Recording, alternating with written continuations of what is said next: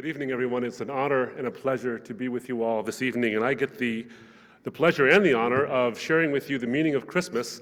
Now, they gave me 3 minutes to do it in, so to talk about a 2,000-year-old tradition, I will take 1 millennium per minute, and in the third minute, I should say, I will exhale. So, the meaning of Christmas.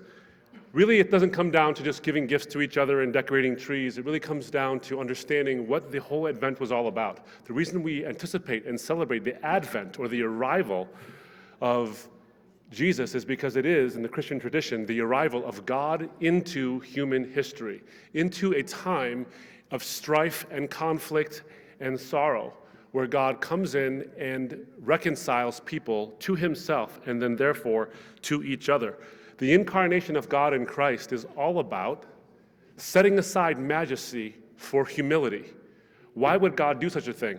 It's not about just being humble. It's about setting aside his majesty while retaining the divinity he still has in order to be humble, to be a servant, to pay a debt that we all owe.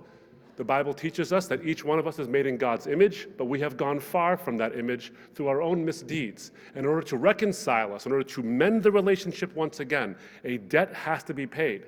But we cannot pay our own debts. Someone who, because we have all of our own debts to pay, and that results in death. But someone who does not have his own debts to pay can afford to pay those debts for us, which is all about what the incarnation is. You see, we celebrate the advent of Christ into human history, not because he is just an example for us to follow about how to have reconciliation. No, he's more than the example to follow. He is the reconciliation. He accomplished the reconciliation all in himself. Many of us know that the world, in a world full of conflict, 3 things arise from conflict. There's sorrow because of loss. There's a cry for justice because those people did something to us. And then there's the wonder about love. Does God really love us? Or are we, in fact, loved by the community around us as we suffer? Sorrow, justice, and love.